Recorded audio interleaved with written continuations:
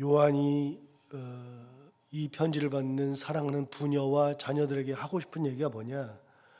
어제 얘기한 것처럼 너희들은 어떤 사람이냐면 너희들은 진리를 아는 모든 사람과 내가 너희를 사랑하는 그런 귀한 존재들이다.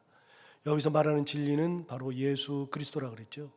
예수를 알기만 하면 너희들이 다 사랑스러울 수밖에 없다. 그렇게 얘기를 했었고, 우리가 너희를 사랑하는 이유는 진리로 말미암음이라. 그러니까 예수님 때문에 너희를 사랑하는 것이다. 진리는 곧 예수 그리스도다라고 하는 것을 말씀을 드렸죠. 자, 오늘은 그 사랑하는 그들, 부녀와 자녀들, 그들을 왜 그렇게 사랑하고 그들을 보면 왜 기쁠까? 4절을 보시면 너희 자녀들 중에 우리가 아버지께 받은 계명대로 진리를 행하는 자를 내가 보니 심히 기쁘도다. 여기서 말하는 진리는 예수 그리스도가 아니라 정말로 그 진리입니다. 그냥 그 문자 그대로의 진리입니다. 근데 여기 보면 너의 자녀들 중에 우리가 하나님께 받은 계명대로 진리를 행하는 자, 그런 사람을 보면 내가 참 심히 기쁘다. 사도 요한과 많은 사람들이 부녀들과 자녀들을 참 기뻐하고 사랑하는 이유가 뭐냐면 그들이 진리 행하는 그런 삶, 그렇게 진리 가운데 행하는 삶을 살기 때문에 그렇다, 그 얘기입니다. 여러분, 아버지께 받은 계명대로 진리를 행한다. 하나님께 받은 그 계명, 그게 뭐냐? 하나님께 받은 계명은 좀 이따 나오니까요. 그 계명대로 사는 거예요. 말씀대로 사는 거죠. 그 계명대로 행하면서 살아가는 거, 그것이 큰 기쁨이 되는 겁니다. 여러분, 말씀대로 산다는 것은 어떤 것을 의미하냐면 내 뜻을 접는다는 겁니다. 내가 말씀 가르침대로 살아간다. 이건 뭐냐면 내가 내 안에 내가 가득하 있으면 말씀이 들려왔을 때 에이 그거 아닌데? 에이 그거는 별론데? 내가 그렇게 하는 것은 내가 손해인데? 내 생각이 가득하면요, 말씀을 내 생각대로 커버해요. 아니면 내 생각대로 말씀을 바꿔요. 에이 그렇게 하는 것보다 이렇게 더 하는 게 더 좋은데? 그러니까 말씀대로 행한다는 것은 내 생각을 접는다는 거예요. 내 생각을 내려놓는다는 거. 자녀라 해도 부모의 말을 다 안 들어요. 여러분의 자녀들은 말씀, 부모가 말하면 다 들어요? 자녀들도 생각이 들기 시작하면요, 말을 안 들어요.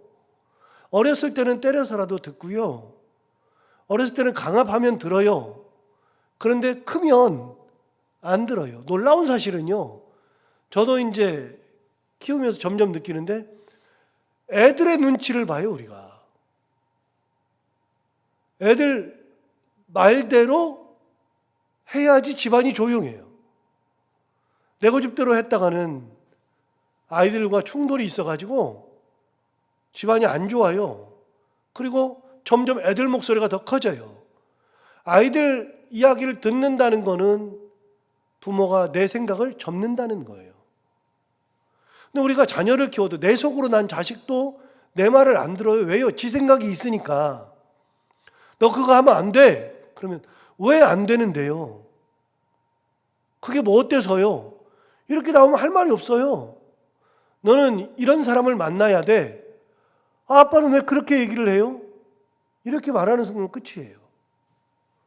여러분, 자녀도 자기 생각이 있으면 당연히 말을 안 들어요. 여러분은 신앙생활하면서 제가 목사니까 목사가 말하면 다 100% 용납이 돼요? 100% 자기 생각대로 안 되잖아요. 아이, 목사님 왜 그래? 우리 그러잖아요. 그래서 목사님이 아무리 말을 해도 안 들을 수 있잖아요. 에이, 그건 목사님 생각이고요. 그게 잘 됐다 잘못됐다가 아니라, 여러분, 우리는 자기 생각이 있으니까 자기 생각대로 하는 거예요. 그런데 하나님의 계명대로 진리를 행한다 그 말은 뭐냐면요, 내가 하나님의 말씀대로 살 때 그 말씀이 내게 딱 부딪히면, 그 말씀이 내게 부딪혀 올 때 저게 아닌데 그 순간 내가 살아있는 거예요. 그런데 하나님의 말씀대로 계명대로 한다는 것은 내 뜻을 접는다, 내려놓는다, 하나님의 말씀으로 내 생각을 바꾼다, 내 생각을 하나님의 말씀에 맞춘다 그 말이죠. 제가 이삭 얘기를 가끔 했는데요, 저는 옛날부터 이삭을 볼 때마다 굉장히 궁금했어요. 도대체 하나님이 왜 도대체 아브라함의 하나님, 이삭의 하나님, 야곱의 하나님이라고 그럴까? 어느 누구한테도 내가 누구의 하나님이라고 한 적이 없는데, 심지어는 다윗마저도 하나님은 내가 다윗의 하나님이라고 한 적이 없으시고, 또 모세의 하나님이라고 한 적도 없으시고, 그런 적이 없는데 왜 도대체 구약시대에 아브라함과 이삭과 야곱만 꼭 집어서 나는 아브라함의 하나님, 이삭의 하나님, 야곱의 하나님이라고 그럴까? 그래서 창세기를 몇 번을 봤어요. 도대체 이삭이 왜 이렇게 이삭의 하나님이라는 소리를 들을 수 있을까? 일단 분량을 봤어요. 분량을 봤더니 아브라함은 이렇게 저렇게 겹치고 뭐 이삭과 겹치고 뭐 그런 것들이 있는데, 아브라함에 대한 기록이 13장이에요. 제가 계산해 보니까. 야곱도 13장이에요. 그러니까 야곱도 뭐 여러 가지 일들이 있었으니까 그런 일 가운데서 하나님이, 내가 야곱의 하나님 이해가 되겠어요. 뭐 야곱은 뭐 일생이 파란만장하지만 이해가 돼요. 이삭은 얼마나 될까? 이삭은 이렇게 저렇게 따져봤더니요, 석장밖에 안 돼요. 근데 석장밖에 안 되는 이삭을 향해서 왜 하나님이 이삭의 하나님이라 그럴까? 그것 때문에 참 많이 고민을 했어요. 그래서 이렇게 쭉 보다 보니까 요셉이 나오는데, 요셉 이야기는요, 놀랍게도 13장이에요. 그럼 제가 볼 때는 아브라함의 하나님, 야곱의 하나님, 요셉의 하나님이라 그러면 딱 좋겠어요. 그런데 하나님은 요셉은 내가 요셉의 하나님이라고 안 해요. 진짜 믿음 그러면 요셉 아니에요? 요셉의 하나님이라 그러면, 도대체 이삭이 왜 도대체 하나님께서 그를 대대만손으로 이삭이 하나님이라 그럴까? 그래서 도대체 이삭이 뭘 잘했나 하고 봤더니 두 가지를 잘했어요. 첫 번째는요, 우물을 팠어요. 우물을 파는데 우물을 파는 것마다 성공을 해요. 제가 가만히 보니까요, 이삭은요, 손만 대면 대박이 터져요. 그래서 이름을 지을 때 이삭이라고 지으면 저 사람은 대박이 나는 거예요. 우물을 파기만 하면 돼. 그 중동 국가에, 물 없는 국가에 거기서 우물을 파면 우물이 나오느냐? 어려운 얘기거든요. 그러니까 이삭은 물길을 알았다는 거예요. 물길을. 그래가지고 이렇게 파기만 하면 우물이 나와요.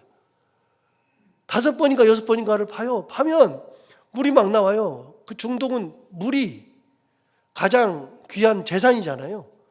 물이 나오면 옆에 있는 부족이 와가지고 이거 원래 우리 거야. 그럼 이삭이 양보해요. 떠나. 다른 곳에서 물을 파면 또 물이 나와. 이거 우리 거야. 그러면 싸우지 않고 떠나. 그러기를 몇 번 한 다음에 이동해서 물을 팠더니 물이 또 나와요. 그때는 시비 거는 사람이 없어요. 여러분, 그래서 이삭은 화해의 사람, 양보의 사람. 그러니까 하나님 앞에 사랑을 받을 거다. 그건 좀 아닌 것 같아. 참 잘했지만 그건 아닌 것 같아. 이삭은 어느 정도로 대박이냐면, 창세기 26장에 하면 이삭이 그 해에 농사를 지어 100배를 남겼다. 여러분, 농사 지어서 100배가 남아요?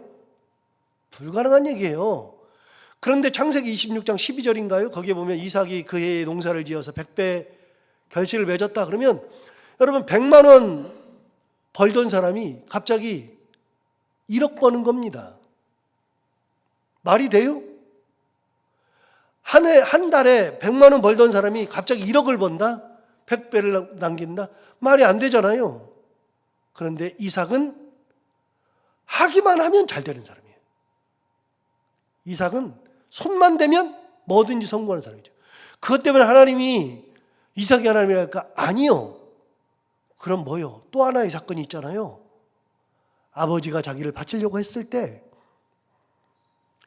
자기가 자기 죽을 나무를 직접 메고 올라갈 만한 나이가 되어서 모리아산, 지금의 이스라엘의 성전산, 성전이 있는, 예루살렘의 성전이 있는 그곳에 모리아산에 자기가 올라가요. 제가 가서 보니까 산이라고 하기보다는요 언덕이에요. 올라가는데 얼마 걸리지도 않아요. 한 10분 정도만 올라가면 돼요. 5분 10분만 올라가면 되는 성전산이지만, 모리아산에 자기가 그 나무를 잔뜩 싣고 올라가요. 아버지가 가는데 아버지는 그거 들 만한 힘도 없어요. 100살이 넘었어요. 100살에 아들을 낳았으니까, 그 아들이 그걸 지고 갈 때가 됐으니까 15살, 20살 됐다고 치면 그 아버지는 115살, 120살이요. 그런데 그걸 메고 갈 때 이삭이 그러잖아요. 아버지 횃불도 있고요, 불도 있고 칼도 있고, 그런데 나무도 내가 지고 가고 다 있는데 아버지, 도대체 하나님께 드릴 번제물은 어디 있습니까? 그렇게 이삭이 똑똑했어요. 그런데 거기 올라가서 아버지가 그를 꽁꽁 묶을 때 이삭이 똑똑하니까 딱 알 수 있는데요, 아버지를 묶는 순간, 웬만한 애들은 그럴 거라니까요. 아버지를 딱 묶는 순간 그걸 뺏어가지고 아버지를 꽁꽁 묶어가지고 아버지 내가 드릴게 그럴 거라고요. 그런데 이삭이 아버지가 묶을 때 가만히 있어요. 아버지가 자기를 죽이려고 할 때 왜 그래요? 그런 소리도 하지 않아요. 그냥 죽이려고 할 때 왜 그래요? 아버지를 믿고 하나님을 믿으니까. 믿음이라는 게 뭐냐? 믿음이라는 게 내가 가지고 있는 생각을 가지고 있으면 왜 그래요? 그렇게 나오는 거예요. 도대체 하나님 나한테 왜 그래요? 그런데 신앙은요, 왜 그래요가 아니라 하나님이 주셨을 때 받을 수 있는 것이 믿음이라고요. 그게. 내 생각과는 안 맞는데 받을 수 있는 것, 그게 믿음이에요. 하나님의 계명을 받은 대로 진리 가운데 사는 거, 이것이 믿음이에요. 그러니까 요한이 봤을 때는요, 사랑하는 부녀들과 그 자녀들이, 너희들 중에서 몇몇 사람들이 그렇게 살더라. 초대교회는 핍박이 많았잖아요. 핍박 가운데에서도 하나님 바라보면서 하나님 앞에 반항하지 않고 하나님의 말씀대로 살아가려고 그러고, 핍박 가운데서도 은혜 가운데 살려고 그러고, 믿음 가운데 살려고 그러고, 그런 사람들을 보는 것이 내게 심히 기쁨이 된다. 믿음이라는 것은 그래서 얘기해요. 믿음이라는 것은 이해가 되기 때문에 따라가는 것이 믿음이 아니라, 믿음은 이해와는 아무런 상관이 없어요. 여러분, 원래 우리가 믿음을 가지게 된 것은 이해가 되니까 믿는 겁니까?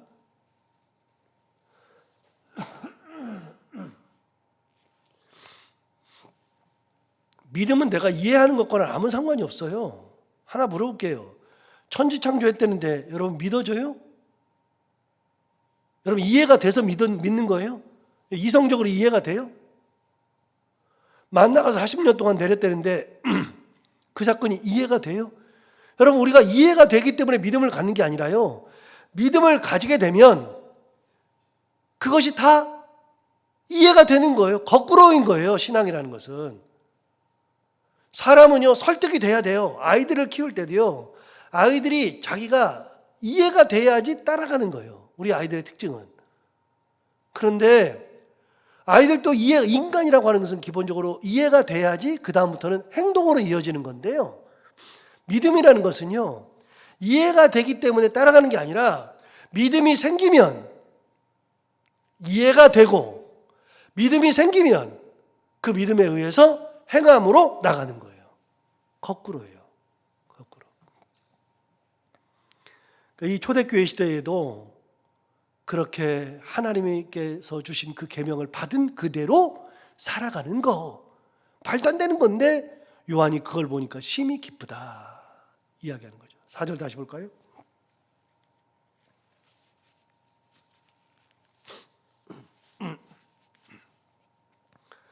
너의 자녀들 중에 우리가 아버지께 받은 계명대로 진리를 행하는 자를 내가 보니 심히 기쁘도다. 5절 부녀여 내가 이제 내게 구하노니 서로 사랑하자. 자, 요한이 부녀들에게 하고 싶은 얘기가 뭐냐? 여기 부녀가 왜 나와요? 1절에 나오잖아요. 요한이 쓰는 사람들, 이 편지를 받는 사람들이 누구냐? 1절에 장로인 나는 택하심을 받은 부녀와 그의 자녀들에게 편지한다. 편지를 받는 사람들이 부녀예요. 그리고 자녀예요. 그러니까 5절에 나오는 거예요. 부녀여, 편지 받는 사람들에게 하는 얘기죠. 부녀여, 내가 이제 구하노니 서로 사랑하자. 여러분, 서로 사랑하자라고 하는 것은 누구한테 배운 거라고요? 계속 말씀드리지만 서로 사랑하자라고 하는 것은 예수님한테 배운 거예요. 예수님한테. 사도 바울은요, 사랑하자, 이런 얘기를 썼지만 서로 사랑하자는 말은 한 적이 없어요, 사도 바울은. 왜요? 예수님한테 직접 배워본 적이 없거든요. 그런데 요한은 예수님의 제자거든요. 그럼 예수님이 정말 서로 사랑하라고 하셨느냐? 몇 번 말씀드리지만 요한복음 13장 34절 새 계명을 너희에게 주느니 서로 사랑하라. 내가 너희를 사랑한 것 같이 너희도 서로 사랑하라. 요한복음 13장 34절. 그 유명한 구절. 예수님이 제자들에게 얘기한 거예요. 서로 사랑하라. 내가 너희를 사랑한 것 같이 너희도 서로 사랑하라. 이 이야기를 요한이 제자로 있으면서 3년 동안 들은 거예요. 그러니까 요한은 이 말이 머릿속에 딱 들어와 있어요. 그런데 저는요, 요한 1서의 주제가 서로 사랑하는 거거든요. 요한 1서. 그래서 서로 사랑하자, 이것이 요한 1서의 주제인 줄 알았어요. 그런데 제가 새벽기도를 쭉 준비하면서 뭐가 들었냐면, 이거는 제자들이 공통적으로 하는 얘기네. 여러분, 베드로전서 한번 가볼까요? 바로 앞에 몇 장만 넘어가면 있죠. 베드로전서 1장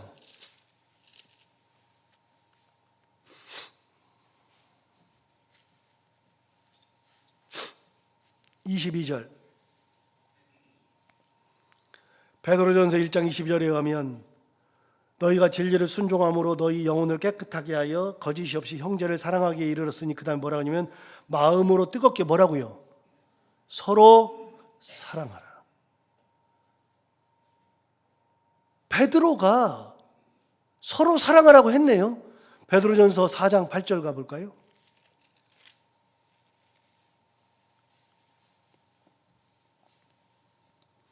베드로전서 4장 8절에 의하면 무엇보다도 뜨겁게 뭐라고요? 서로 사랑할지니.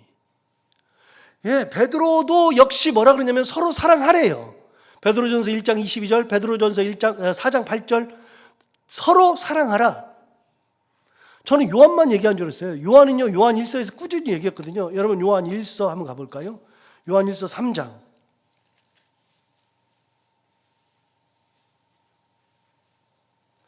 요한일서 3장 11절 우리는 서로 사랑할지니 이는 너희가 처음부터 들은 소식이라. 우리가 서로 사랑할지니 이는 너희가 처음부터 들은 소식이래요. 처음에 누구요? 예수 그리스도로부터 들은 소식. 3장 23절 그의 계명은 이것이니 곧 그 아들 예수 그리스도의 이름을 믿고 그가 우리에게 주신 계명대로. 계명은 뭐예요? 요한복음 13장 34절 새 계명을 너희에게 주노니 서로 사랑하라. 예수님께서 주신 계명이 뭐예요? 그 계명이 서로 사랑하라고 말씀하신 거죠. 23절 그의 계명은 이것이니 곧 그 아들 예수 그리스도의 이름을 믿고 그가 우리에게 주신 계명대로 서로 사랑할 것이니라. 4장 7절 요한일서 4장 7절 사랑하는 자들아 우리가 서로 사랑하자. 사랑은 하나님께 속한 것이니 사랑하는 자마다 하나님께로부터 나서 하나님을 알고 그랬어요. 이미 이게 가장 유명한 구절이에요. 제가 기억하고 있는 구절 중에 가장 유명한 구절은 요한일서 4장 7절. 11절 볼까요? 4장 11절 사랑하는 자들아 하나님이 이같이 우리를 사랑하셨은즉 우리도 서로 사랑하는 것이 마땅하도다. 4장 12절 어느 때나 하나님을 본 사람이 없으되 만일 우리가 서로 사랑하면 하나님이 우리 안에 거하시고 그의 사랑이 우리 안에 온전히 이루어지느니라. 여러분 계속해서 예수님의 제자인 베드로와 요한, 편지들 중에 이 많은 편지, 20몇 개 되는 이 편지들 중에 예수의 제자가 쓴 편지는 5개 있어요. 예수님의 제자가. 예수님의 친동생이 쓴 편지는 야고보서, 유다서. 예수님의 제자가 쓴 편지는 5개. 뭐요? 베드로전서, 베드로후서, 요한일서, 2서, 3서. 베드로와 요한만 편지를 썼다고요. 그런데 베드로도 그렇고 요한도 그렇고 계속해서 뭐라 그래요? 서로 사랑하래요. 누구한테 배운 거예요? 예수 그리스도에게 배운 거. 우리 주님께 배운 거. 자, 오늘 본문으로 돌아와서 요한2서 5절 보세요. 부녀여 내가 이제 내게 구하노니 서로 사랑하자. 이는 새 계명같이 내게 쓰는 것이 아니요 처음부터 우리가 가진 것이라. 이미 여러 번 얘기했어요. 처음부터 우리가 가진 거라고 요한 1서에서 우리가 얘기해 줬어요. 처음부터 우리가 가진 거다.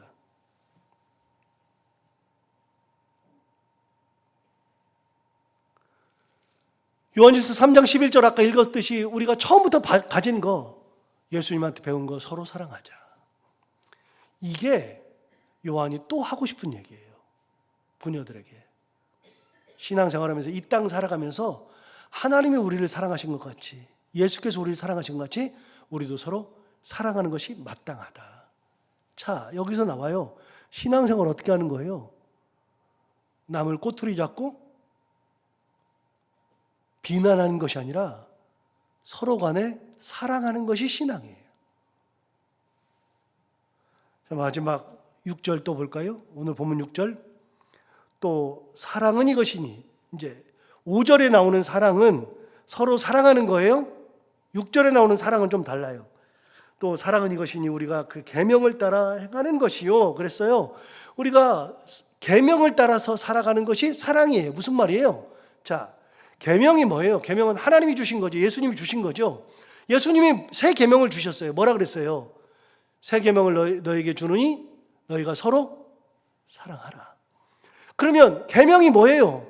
이 계명은 우리가 그 계명을 따라서 행하는 것이고, 이것이 사랑이 뭐냐면 계명을 따라 살아가는 거예요. 그러니까 예수님께서 우리에게 계명을 주셨어요. 그 말씀대로 우리가 주님을 사랑하는 것이니까 계명을 지키는 거죠. 그래서 예수님을 참 사랑하는 사람들은 계명을 지키는 사람들이에요. 서로 사랑하는 거. 또 율법을 지키는 거. 이것들이 다 사랑이에요. 6절 다시 봐요. 또 사랑은 이것이니 우리가 그 계명을 따라 행하는 것이요 계명은 이것이니 너희가 처음부터 들은 바와 같이 그 가운데서 행하라 하심이라. 예, 계명은 우리가 하나님을 사랑하고 예수 그리스도를 사랑하는 그 표가 바로 계명을 지키는 거예요. 오늘 두 가지의 개념을 준 거예요. 사도 요한이 준 두 가지 계명은 사랑이라고 하는 건 뭐냐? 사랑이라고 하는 것은 예수님께서 주신 것처럼 우리가 계명을 붙들고 사는 건데 서로 사랑하는 거. 두 번째, 계명을 지키는 거. 이것이 진정한 신앙생활이다. 그러면서 이야기하는데 우리가 하나님을 사랑한다고 하면서 요한 1서에 있는 것처럼 말과 혀로만 사랑하는 것이 아니라 행함과 진실함으로 하라 그랬는데 이 말씀 들은 것처럼 우리가 말씀대로 행함과 진실함으로 하나님을 사랑하고 서로 사랑하면서 하나님의 계명 가운데 살아가는 우리가 다 되기를 바랍니다. 기도하겠습니다. 하나님 아버지, 요한이 끊임없이 요한 1서부터 시작해서 끊임없이 계명을 지키는 것이 사랑이다. 서로 사랑해야 한다. 라고 이야기하는 것을 듣습니다. 그 얘기는 요한이 만들어낸 이야기가 아니라 예수님께서 이미 이 땅에 계실 때 우리에게 주셨던 말씀입니다. 서로 사랑하는 것. 새 계명을 너에게 주노니 서로 사랑하라. 내가 너희를 사랑한 것 같이 너희도 서로 사랑하라. 요한복음 13장 34절에 있는 말씀을 제자들이 들은 것을 가지고서 끊임없이 예수님의 말씀대로 서로 사랑하는 것이 마땅하다. 서로 사랑해라.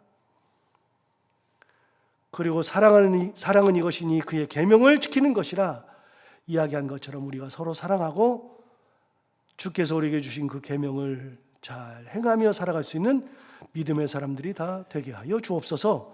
그것이 참 신앙이라는 것 다시 한번 깨닫고 참 신앙의 길을 걸어가는 그런 복된 삶 살아가는 저희들 모두가 다 되게 하여 주옵소서.